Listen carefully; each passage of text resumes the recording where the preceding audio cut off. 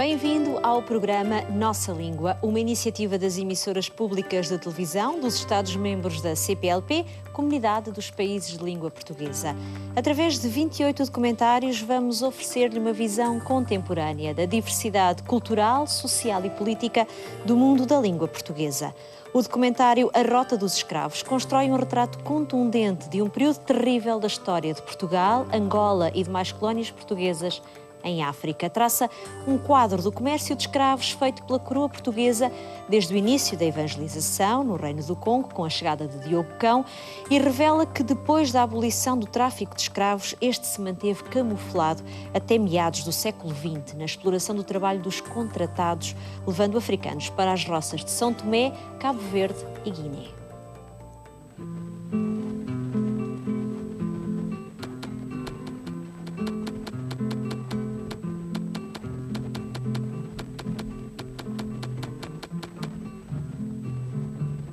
Um dos períodos de dominação de povos, dentre os mais marcantes e dos mais longos da história da humanidade, foi, sem dúvida, o iniciado no século XV e que foi caracterizado pela organização de um severo mercantilismo esclavagista ao longo das costas da África Ocidental e Oriental.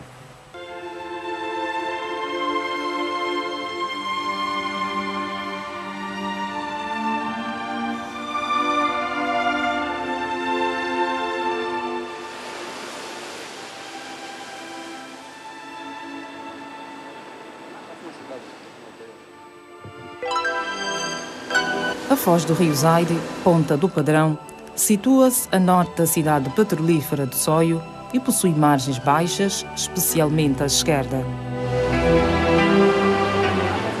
Essa razão fez com que servisse de excelente porto aos primeiros portugueses que atingiram o então Reino do Congo, o como demonstra o padrão de São Jorge por Diogo Cão, ali colocado a 23 de abril de 1482, e os marcos da missionação ao Congo.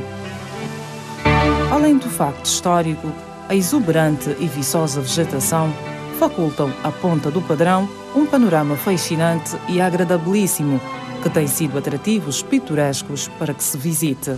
Quando Diogo Cão vem pela segunda vez ao Congo, em 1484 ou 1485, trazendo consigo os 4 congueses que havia levado, conforme prometera, na corte do rei do Congo, Zinganku, havia sido solicitado que o rei de Portugal lhe enviasse missionários e artífices, além de que ele fosse portador de embaixadores a Portugal para serem educados, tal como o homem que havia trazido, por exemplo, de Cassuta.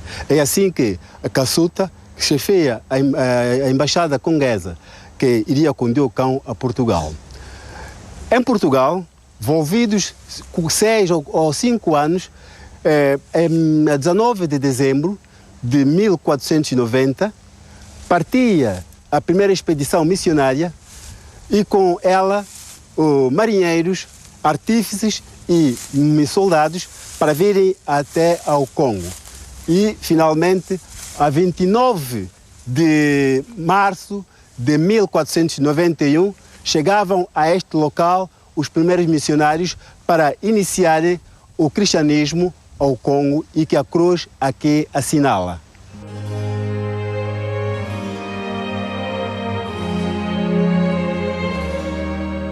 Outro maravilhoso e magnânimo porto é o de Mpinda, com uma anseada magnífica, proporciona um porto fluvial aliciante. Encontra-se a sul da foz do Rio Poderoso e foi nessa povoação, como capital da então província e residência oficial de Maniçoio, que se assinou a aliança congueses e lusitanos. Da embocadura, missionários, artífices, os embaixadores de Zinganku subiram para o rio Zaire, indo até Mpinda, onde se encontrava Maniçoio, pois era o coração da província do Zaire, da província do Soio, ou então o condado do Soio. E logo, como a intenção lousa era catequizar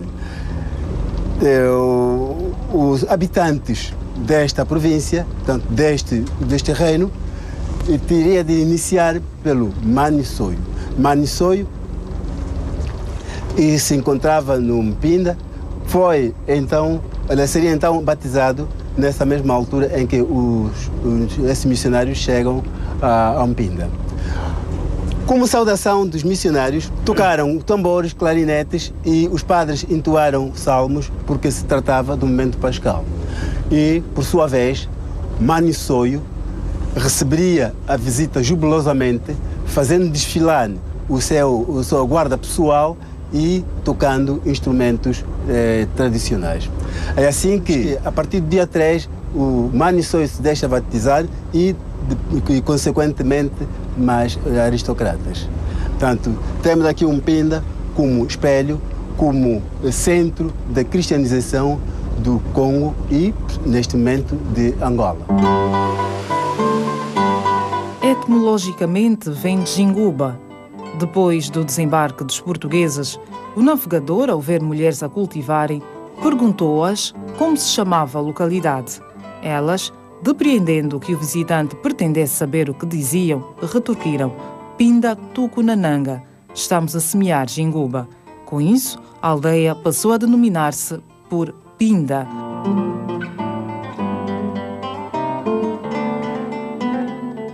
Como a 29 de novembro era coincidentemente terça-feira santa, logo após a hospedagem dos visitantes, no dia seguinte, lançaram-se na preparação da celebração pascal.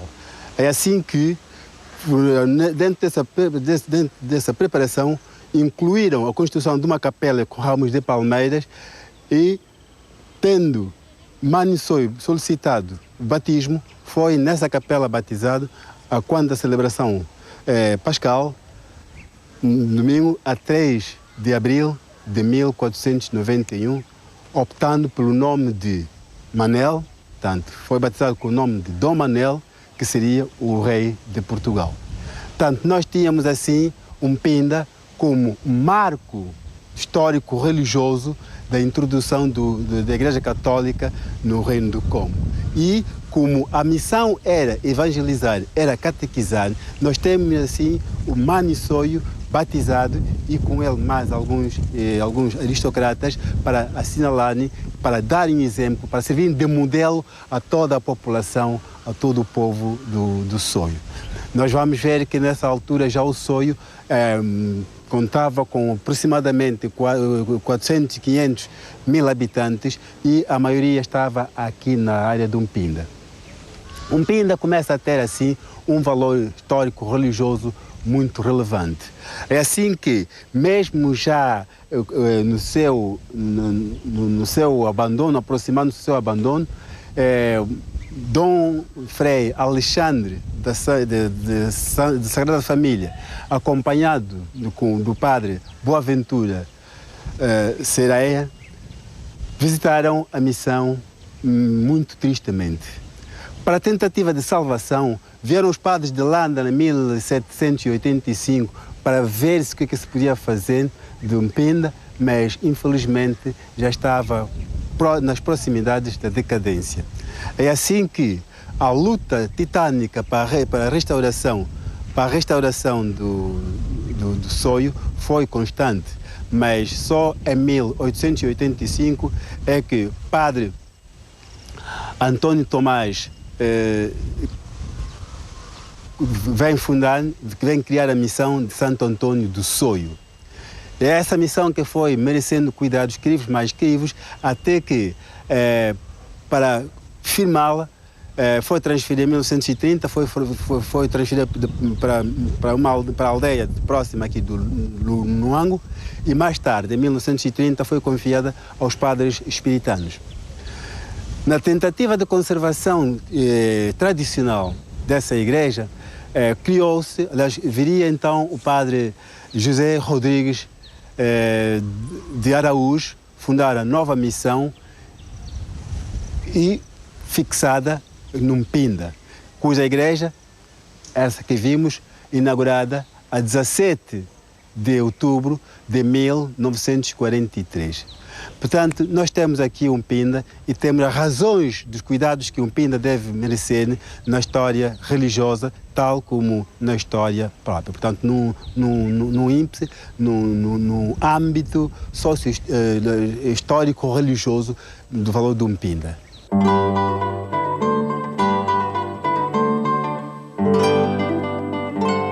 Em Banza, Congo, o centro de decisões do reino, a recepção dos missionários tinha sido festejada jubilosamente.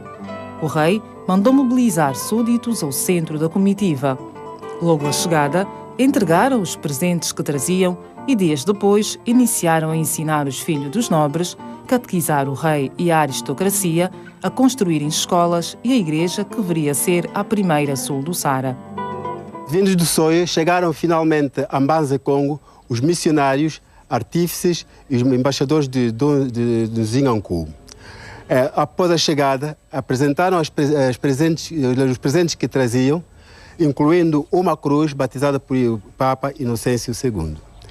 Depois da entrega dessa recepção toda, então, no dia seguinte, começou logo a catequese, começando a catequizar-se o rei e depois a aristocracia. A intenção era que, depois da catequese, o rei fosse batizado numa igreja que se propunham a fazer, a construir. Entanto, esse projeto foi anulado porque os ancicos do norte do reino, residentes nas ilhas, enfim, estavam atacados e perturbavam todo o silêncio do reino. É assim que Dom João I, Zingankou, quis ele próprio ir comandar as forças. E, como já tinha começado a catequese, conviu-lhe não ir sem batismo.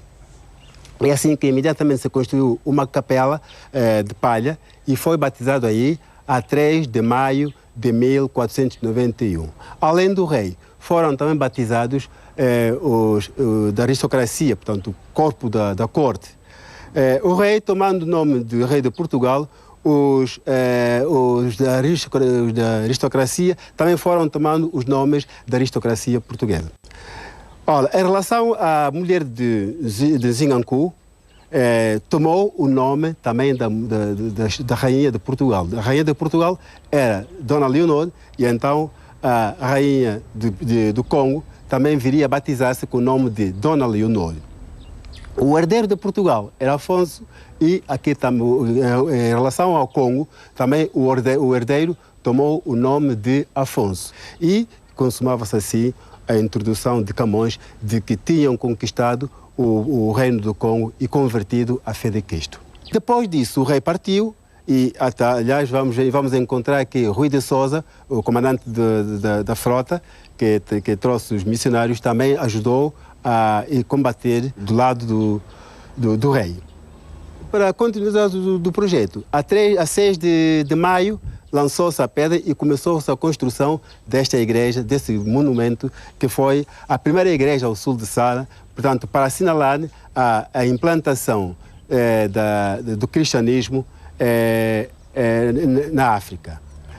Esta igreja construiu-se, então, de 6 de maio a 1 de julho de 1491. Quase todas as igrejas que existiram no Banza, Congo, nós já dissemos que havia ao todo cerca de 12 igrejas, 12 igrejas em toda a cidade. Esta, pelo seu caráter de construção, pois nós vemos que desde 1491 ainda temos as pedras intactas nessa parte da ruína que ainda resta. Elas, bem intactas ainda mais estão. As do altar, conforme está, o altar está intacto como que fosse uma obra muito recente, mas igualmente é uma obra do século XV.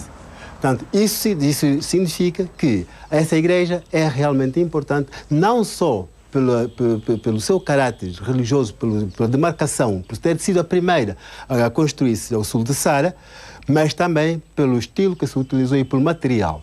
Esse material é mesmo aqui local. Nós sabemos que estavam empenhados na transportação dessas pedras, muitas delas até vindas a 60 km, por exemplo, de Madimba, estavam empenhados 1000 congueses. Portanto, o rei entregou aos artífices portugueses 1000 congueses para transportação e alguns trabalhos assim, pequenos para a construção da igreja. Ora, pelo tempo também que a igreja levou, nós vimos que ela começa a construir-se a 6 de maio e imediatamente termina a 1 de julho. É assim que temos o Culumbimbi, o nome mais vulgar é o Culumbimbi. Culumbimbi por quê? Segundo os mais velhos, portanto, isso significa que é uma coisa rígida, uma coisa indestrutível. É assim temos a antiga Sé de São Salvador do Reino do Congo, ou então a antiga Sé Catedral do Reino do Congo.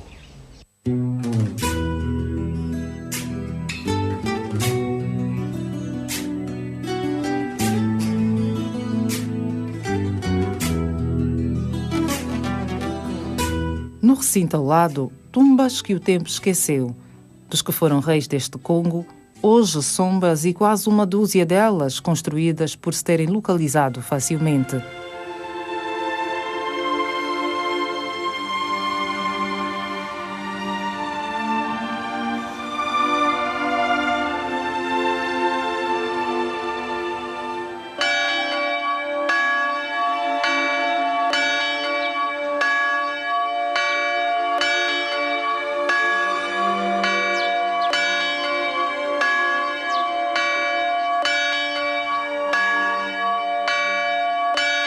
Sim, no dia 29 de março de 1491, desembarcaram na foz do rio Zaire, Ponta do Padrão, os primeiros missionários, portanto, a primeira expedição missionária que foi enviada pelo rei Dom João II. Depois dos primeiros missionários, seguiram-se muitas outras congregações, tais como os jesuítas, os franciscanos, os capuchinhos, os carmelitas, que trabalharam neste reino do Congo, nesta Angola, e trabalharam seriamente.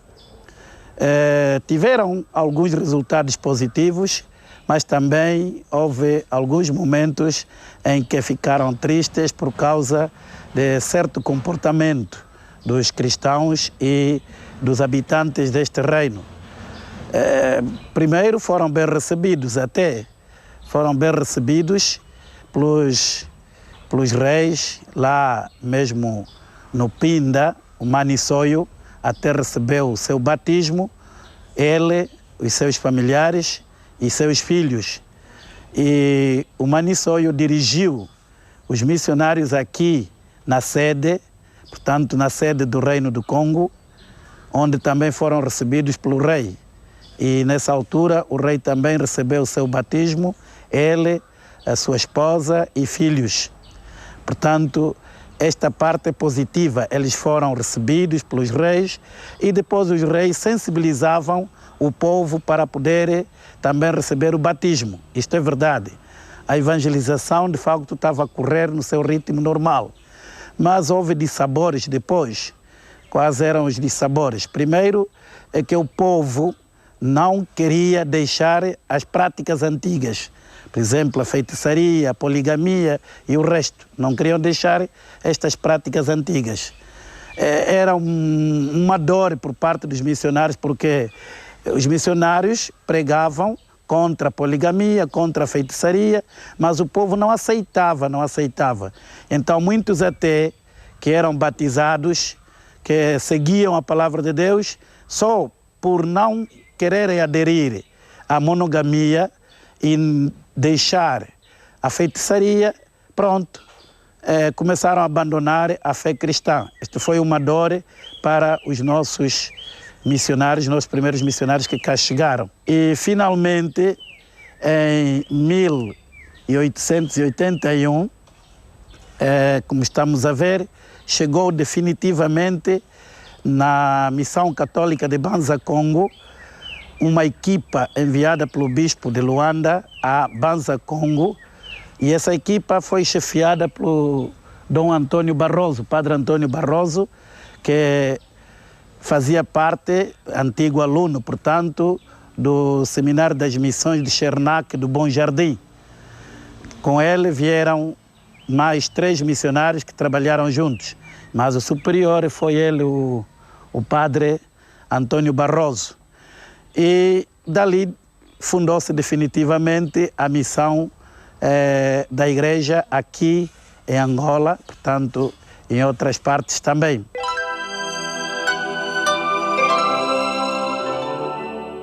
A chegada dos missionários em Banza Congo, efetivamente para vir ao rei do Congo, onde vieram pedir, sobretudo, da missão que lhes trazia da evangelização. Pediram ao rei do Congo que eles vieram para evangelizar. O rei do Congo, dali, reuniu com seu conselho para que, da missão que recebeu dos missionários, apresentou, e o conselho também aprovou de que sim, podemos ser batizados. É assim que o rei do Congo, por sua vez, falou aos missionários que o meu povo aceitou a vossa missão que vos trouxe de evangelização. É daí que os missionários, em princípio, pediram ao rei do Congo que fosse batizado. O rei do Congo não negou porque a missão já estava aprovada pelo conselho. É daí o rei do Congo foi batizado. Depois do batismo do rei do Congo, o rei também convidou a sua esposa, os filhos, a serem batizados. Foram batizados. Depois da família toda ser batizada, então ele, o rei do Congo, disse que o meu povo todo também tem que ser batizado. O povo começaram a ser batizados. Então, a missão dos missionários ficou extenso. Começaram a ir às povoações, nas aldeias, em muitos sítios, a evangelizar aqueles povos todos. E começaram por batismos. Depois de batismos, então, o que seguiu? Casamentos. Todo aquele que fosse batizado tinha, por obrigação, tinha que casar. Mesmo os pais, naquela altura, ninguém não aceitavam que um dos rapazes fosse gostar a sua filha e que não passam no casamento. Era obrigatoriamente que a juventude tinha que fazer casamento. Não é como agora, só se faz casamento quando já estão velhos. Não. O casamento se fazia mesmo a partir daquela idade de juventude.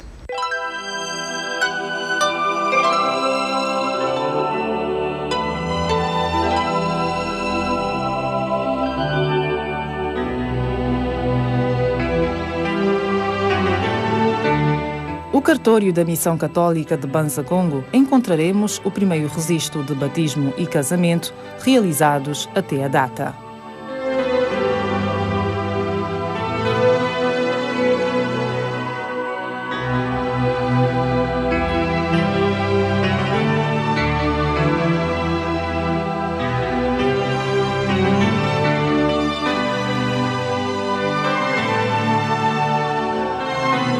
Este é o cartório da Missão Católica de Banza Congo, que foi fundada em 1881 pelo padre Antônio Barroso, do seminário dos padres ou das missões de Chernak de Bom Jardim.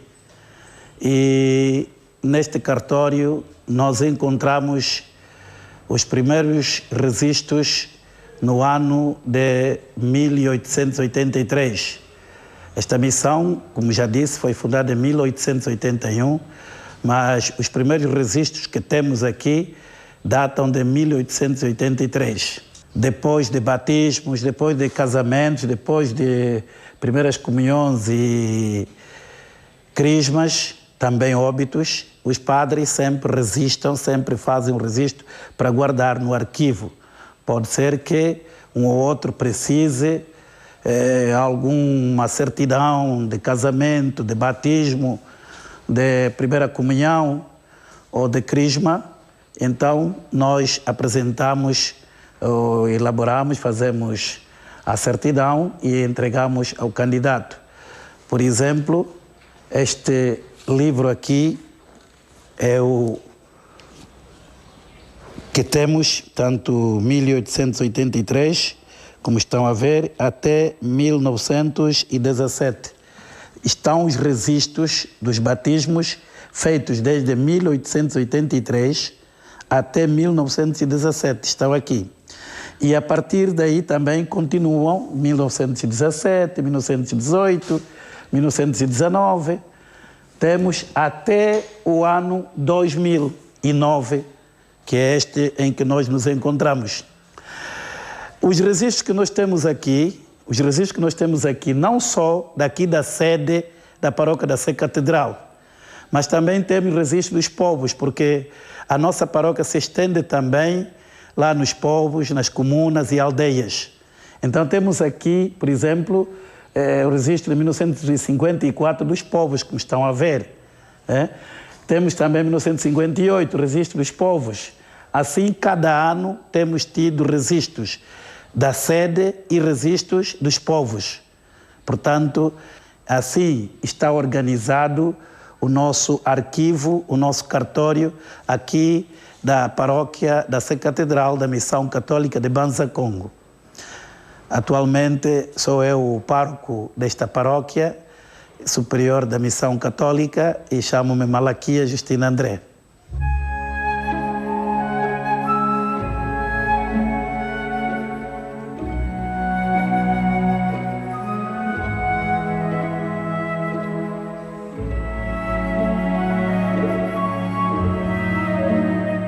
Ali, o muito grande reino está de Congo, por nós já convertido à fé de Cristo.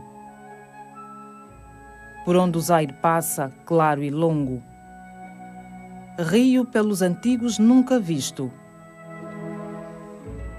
Por este mar, enfim me alongo, do conhecido polo de Calisto, tendo o término ardente já passado, onde o meio do mundo é limitado.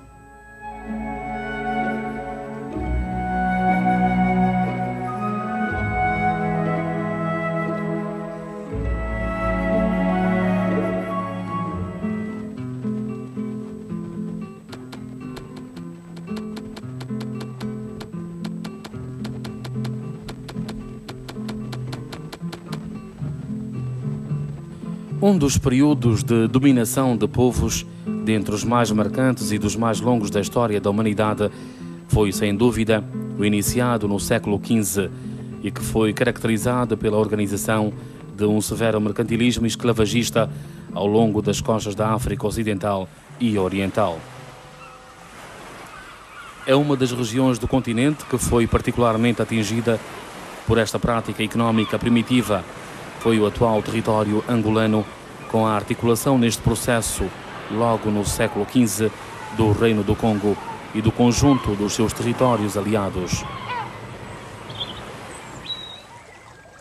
Toda a zona setentrional do país será, portanto, ligada a este negócio, ativamente animado por Portugal, que bem marcou aí a sua chegada graças à edificação em 1482 pelo navegador Diogo Cão, na embocadura do rio Mzadi, ou Zaire, na Ilha dos Elefantes, da Ponta do Padrão. Nós estamos perante o foco da história da Angola toda, a Ponta do Padrão, onde Diogo Cão aportou a 23 de abril de 1482. Com efeito, depois da Idade Média Inferior, em que os países se vieram consolidar, Portugal sentia-se aflito porque estava ancorado naquele pequeno triângulo, tendo a norte a Espanha e a França, a oeste a Espanha, ao sul o Mediterrâneo, e só o mar se lhe abria. Portanto, uma única coisa para a sua expansão era perder o medo e lançar-se na exploração do mar. E foi isso que aconteceu.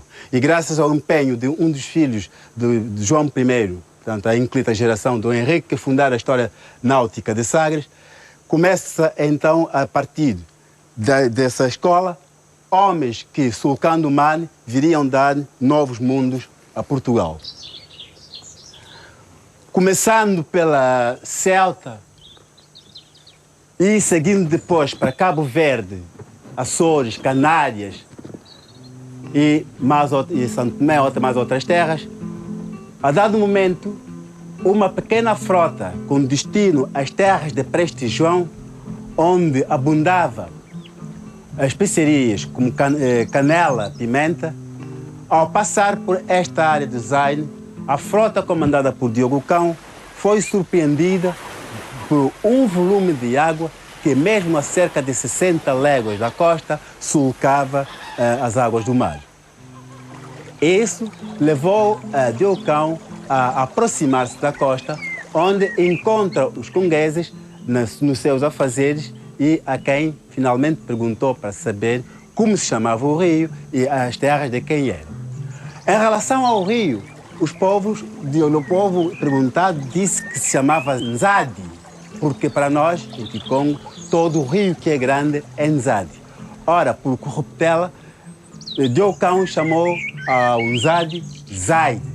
E, devido àquela potência das suas águas rasgarem o potencial, o caudal marinho, deu também o nome de Rio Poderoso. Entanto, para que não acontecesse o que já havia acontecido em ter descoberto terras e que depois ficavam para a Espanha, para outros indivíduos que se lançavam também em busca de novos mundos, Portugal, a dado momento, começou a utilizar sinais, símbolos, portanto, padrões para assinalar as terras que ela descobrisse. É assim que, em relação a Zaide, foi plantado este padrão por Diogo Cão para assinalar que as terras pertenciam a Portugal. Isso foi a 23 de abril de 1482 e talvez fosse dia São Jorge, porque o padrão ficou a conhecer-se como padrão de São Jorge. É a capital federal Banza Congo, a futura crista Città di San Salvatore, cujo atual museu acolhe por alguns meses a exposição Itinerários de Memória, Escravatura e Tráfico na África da Língua Portuguesa, suporte produzido pelo Comitê Português do projeto da Unesco, A Rota do Escravo, sob a coordenação da historiadora Isabel Castro Henriques. Será entre os fins do século XV e a primeira metade do século XVI, no centro da evolução da exportação de escravos, autorizações, concessões de privilégios, trânsito, controlo, resistência e interdição. Com efeito, a principal aglomeração de Pembakazi será em todos os domínios influenciada pelo tráfico de escravos. Este movimento comercial provocar, entre outros efeitos, a experiência de ruptura com a sucessão matrilinear tradicional Yalankulo, surgida aparentemente no início do século XVI, no tempo da Rainha-Mãe, Dona Apolónia, fratura antropológica cuja interpretação linguística provocou um persistente mal-entendido e uma nova configuração arquitetural do Congo, de Angunga, Congo dos Sinos. A campa que nós vamos encontrar ali no campo de aviação ou no aeroporto, que é da mãe de Nzinganku. Há versões de que seja de mãe de Dom Afonso, mas a Dona Ampolo foi enterrada viva em 1491 e não mais além, depois dessa altura. Vamos recordar que no século XVI, quando Dom Afonso, saindo do Nsundi para vir a Mbanza Congo, ajudado pelos portugueses para enfrentar o seu irmão na luta na Primeira Guerra de Sucessão, Dona Leonor ajudou o filho a entrar na cidade e, portanto, não pode ser a mãe de Dom Afonso ali enterrada, mas sim a avó de Dom Afonso. Nós temos documentos que nos dizem hoje que ele realmente participou dessa situação, mas perguntado pelo pai se deveria ou não proceder daquela maneira. Como é que foi? Depois que houve um edito do rei Zinganku de que no país, no reino, ninguém mais utilizasse essa situação de curas e outras rezas, portanto, práticas alheias ao catolicismo. Zinganku foi anunciado a Zinganku que sua mãe, Mpolo, ainda continuava com as práticas que chamavam práticas, praticamente subversivas, portanto, essas curas tradicionais. E então o rei Zinganku convidou a população, depois que cavou ali um buraco, simulou com um tapete muito bonito lá da corte, colocou uma cadeira, uma das cadeiras da corte, e depois que se pronunciou o porquê da vinda, porquê do convite ou do chamamento de toda a população ali, disse que a mãe se fosse sentar naquela cadeira. E Mpolo, pensando que fosse honraria, porque era a mãe do rei, logo sentou, a cadeira desabou e Zinganku mandou-a enterrar viva. No fim disse, essa é a palavra do rei, não podia voltar, e para que toda a gente soubesse que aquilo que o edito do rei era o de cumprimento, que seguisse o exemplo que ele matou a própria mãe. A restituição é dada pela célebre gravura do século XVII do holandês Alfred Dapper, na qual se descobre espantado que o rio Nelunda, o atual Luesi, era navegável.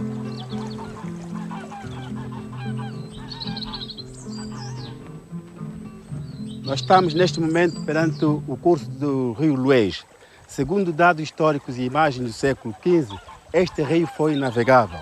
Entretanto, neste momento, vem-se estreitado, talvez por causa da erosão e pelo abandono que certamente que o próprio reino conheceu durante séculos. Há, entretanto, algumas divergências quanto à origem do nome. Tanto Lunda como Lués, segundo alguma tradição oral, deveram-se a acordos tidos entre os reinos do Congo e da Lunda.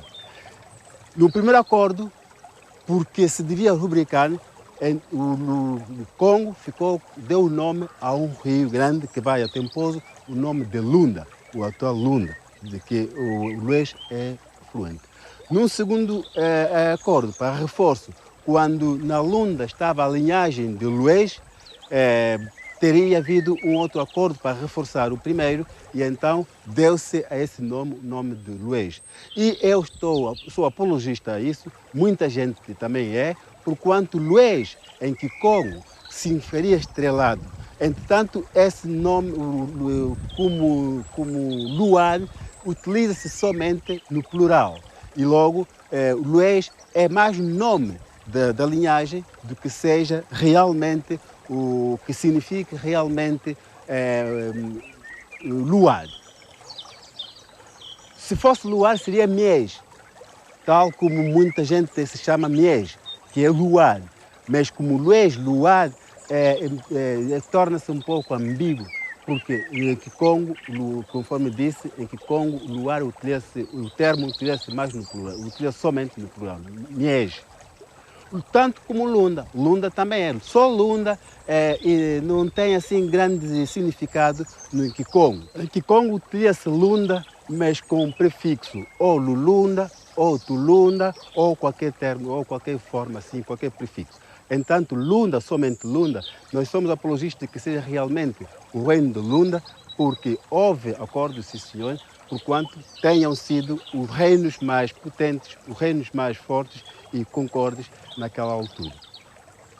Lá acima, onde se vêem agora aquelas árvores um pouco abaixo, e principalmente depois do castelo, estava a primeira sede da monarquia que foi encontrada pelos portugueses. E depois é que foi progredindo até que, neste momento, se vê onde se encontra agora o museu. Portanto, isso foi já no século passado, século XX, que foi para lá, mas antes do século XV, que os portugueses chegaram cá, até ao século, portanto, até ao século XX, sim senhor, até ao século XX, porquanto a nova Casa dos Reis só foi construída em 1902. A corte foi andando do lado da piscina, foi depois para um pouco mais abaixo, ao lado do partido, e foi sempre progredindo até que se chegou, então, no século XX, para que a corte fosse para lá. Portanto, nós temos aqui o rio, temos essa deformação geográfica que é patente na figura do século XV. Entretanto, hoje, conforme está, e cada vez se vai estreitando, porque não há aquele tratamento que possivelmente naquele momento o rio merecia.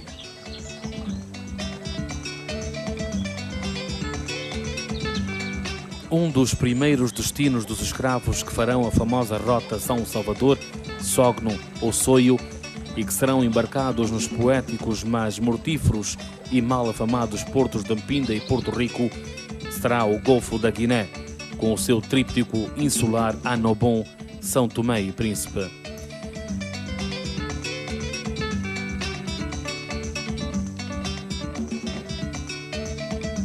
Essas ilhas, descobertas em 1470, inabitadas, serão no centro de uma notável movimentação humana. Com efeito, elas receberão mão de obra escrava a partir de várias feitorias portuguesas instaladas ao longo da costa de África Ocidental, principalmente das possessões ou zonas de influência lusas em Angola, Cabo Verde, Guiné-Bissau, mas igualmente da contracosta moçambicana.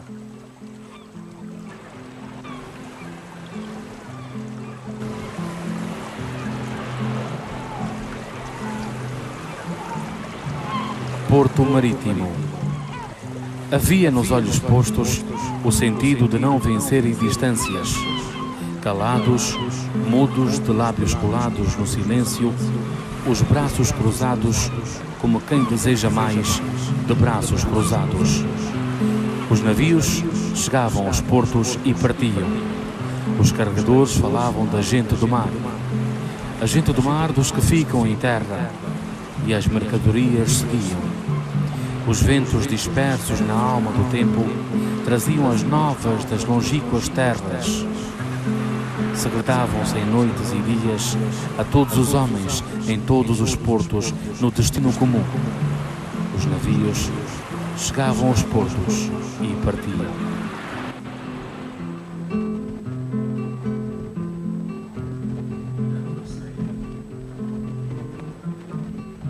Os Mbica e escravos saíram das pistas que iam da capital federal para o leste, além de Mbata, e para o norte, além de Mpango e Nsundi.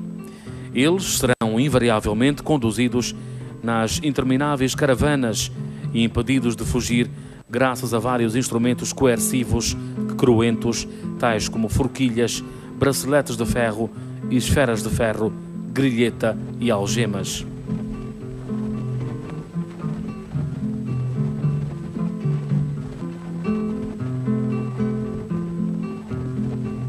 Os cativos serão, conforme as prescrições papais, convertidos em vários baptistérios, tais como na Catedral de Santa Cruz, hoje em ruínas, o famoso Columbimbi, ou na incontornável Igreja de Mpinda, cuja antiga importância comercial do sítio é notada na inesperada reconstrução contemporânea de uma verdadeira basílica em plena zona rural.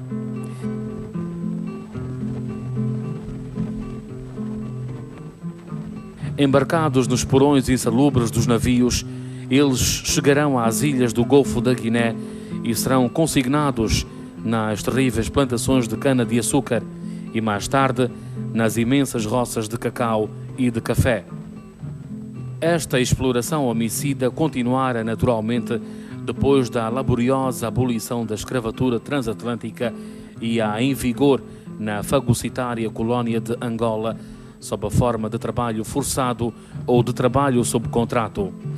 A exportação dos mongolês para o arquipélago cativeiro equatorial terminara somente em 1958. Esta evolução neo-esclavagista foi retida nas endechas de várias regiões de Angola, tais como na zona setentrional do país, na emocionante Yelecutonga. Este período influenciara igualmente a criatividade literária angolana, com os clássicos tais como Partida para o Contrato e Contratados de Agostinho Neto, Carta de um Contratado e Monangamba de António Jacinto. Eu, quando musiquei o poema do António Jacinto, Monangambé, filo com base em vários fatores. Primeiro, eu nasci em Luanda numa época em que o contratado era uma dominante. Havia aqui rusgas. As autoridades portuguesas prendiam os nossos irmãos e eu tenho bem ideia, pela minha idade, de ver no bairro operário séries de contratados amarrados à corrente. E isto é uma imagem que se me interiorizou durante toda a minha juventude. Então, quando eu fui para Portugal, lembro-me que na Casa de Santos Império havia atividades de declamação, de canto, e havia também publicações da Casa de Santos Império onde estavam destacados os grandes poetas daquela época, os poetas que era a poesia negra de expressão portuguesa. E eu tive a oportunidade de ler a poesia de António Jacinto. E confesso que, pela sua natureza, ela tocou-me tão particularmente que eu entendi musicar aquela poesia. Aquela poesia do Agostinho Neto era tão interventiva que eu fiz-la, mas também com o cuidado que a época recomendava, na medida em que, naquela época, cantar poesia de tanta dimensão política e social representava um risco. Então eu musiquei o Monangambé e fui cantando em privado, em casa de um antigo militante e grande nacionalista, que foi o Dr. Arménio Ferreira, que era amigo pessoal do nosso antigo presidente Agostinho Neto, e comecei a transmitir àquelas pessoas da esquerda portuguesa esta mensagem do Monangambé, que era de facto uma poesia muito descritiva e que possibilitava às pessoas não só o entendimento de uma realidade que eles não conheciam em Portugal, mas também suscitava muitas interrogações e eles pediam esclarecimentos. Eu sentava-me, explicava às pessoas que essa poesia tinha sido escrita por um camarada que estava preso no Tarrafal. Ele era do grupo dos 50. E muitas vezes, nestes encontros, as pessoas ficavam intrigadas porque não compreendiam como é que uma temática daquelas tinha sido escrita por um poeta de raça branca, que era o António Jacinto. Mas era assim, pronto, eu explicava que, de facto, que este país, não obstante ter a colonização, também tinha muitos filhos de colonos que eram solidários com o movimento pró-independência, que estavam perfeitamente sensíveis às dores, às desgraças que o nosso povo sofria, e, portanto, eles aderiram. E essa adesão dá-se com várias figuras de descendentes de colonos, como o António Jacinto, como era o Landino Vieira e o Pepe Tela e outros, e todos eles figuras expressivas da nossa literatura. Que é São Tomé de Alexandre das Calus e os regressados das ilhas da Costa Andrade. A história de Contratados é uma coleção de uns poucos contos, umas poucas narrativas de experiências vividas na minha infância. Eu recordo-me que na zona em que eu cresci, na zona da Emanha, perto do Longonjo, eu nasci um pouco mais distante, a 30 quilómetros, no Lepe. Meu pai tinha, a certa altura, excesso de trabalhadores. E porquê este excesso de trabalhadores? Porque vigorava na época o chamado contrato. E esse contrato era imposto pelas autoridades coloniais e consistia no seguinte: prendiam-se, faziam-se rusgas de trabalhadores que eram enviados ou para as fazendas do norte, para o café, que na altura estava em expansão, para o algodão, que também era na Baixa de Cassange, e também muitos para as pescas em São Tomé, em Benguela.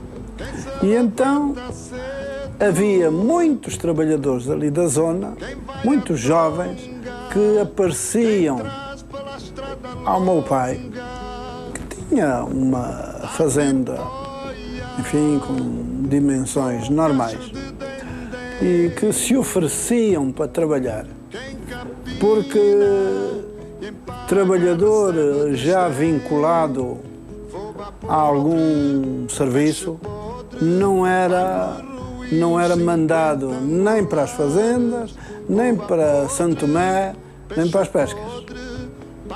E então o meu pai era um pouco tábua de salvação de muitos desses jovens, de muitos desses mais velhos, que não tinham trabalho nenhum lá na fazenda. Tinham apenas um papelzinho que dizia que eram empregados, trabalhadores do meu pai, mas não eram. Não eram. Era para os proteger, porque aqueles que foram deixaram as suas famílias, que de um modo geral não levavam famílias, ficavam anos e anos. Havia o sistema do salário baixo, descontado em tudo o que adquiria o trabalhador, era a farda, era a comida, etc. De maneira que ele estava sempre a dever ao patrão, e como estava sempre a dever, tinha que sempre continuar a trabalhar para depois cobrir essa despesa, só que nunca mais. Então, o mais duro era o que acontecia àqueles que eram mandados para São Tomé, muitas vezes acusados de ter roubado alguma coisa, quando não havia roubo nenhum. Porque os que vinham para as fazendas de café para o norte, esses tinham a possibilidade, enfim, em raros casos, de mandar vir as suas famílias, com um esforço muito grande, e as suas famílias chegavam, mas para São Tomé, não. E quando nesse livro de histórias de contratados me refiro aos regressados das ilhas, refiro-me àqueles que foram mandados como contratados para São Tomé, ficaram anos e anos e anos, e ao fim de tantos anos de trabalho, como lá provavelmente já não serviam ao patrão, ou porque estavam velhos, ou porque estavam doentes, ou qualquer coisa, então autorizavam-nos a regressar a Angola.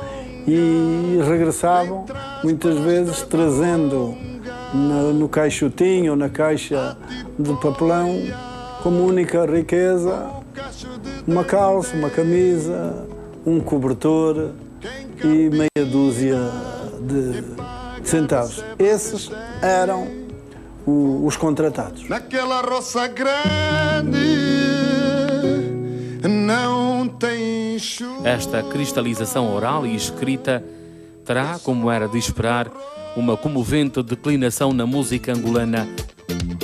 Tio Antônio, quando trabalhava nas obras numa plantação que pertencia a um colônio, Tio Antônio era contratado sob um solo ardente do Mucaba.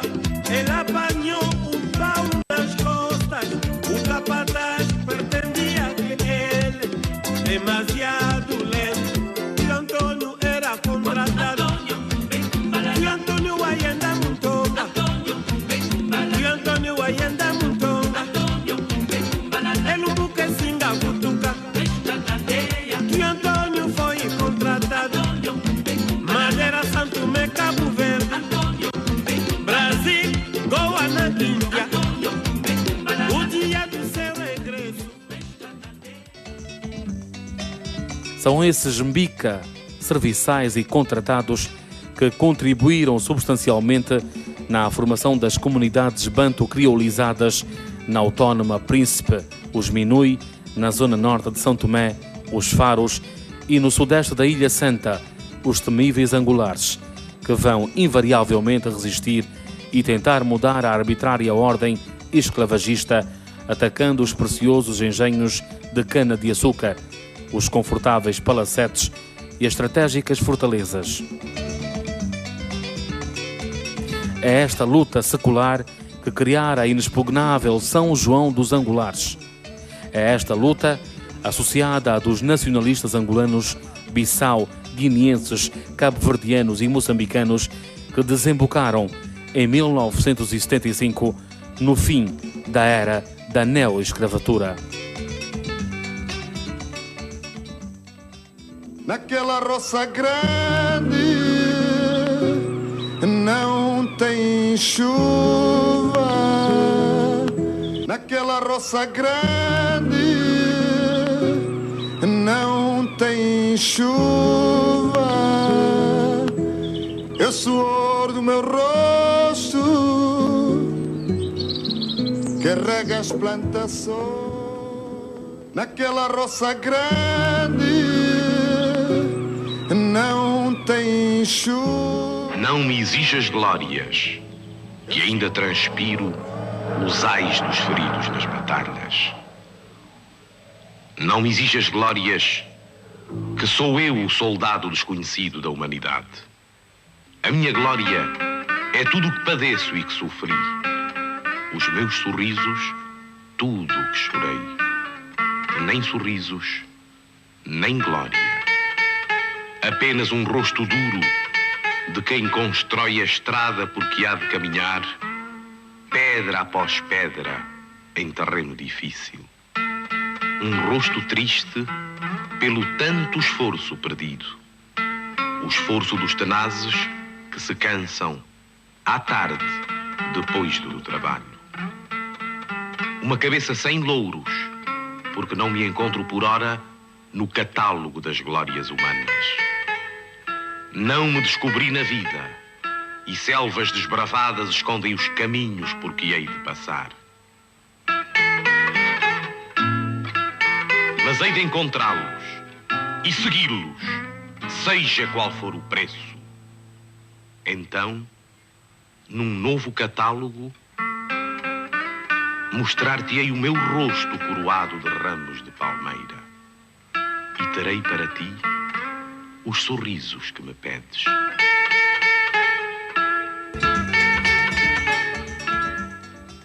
Naquela roça grande não tem chuva. É o suor do meu rosto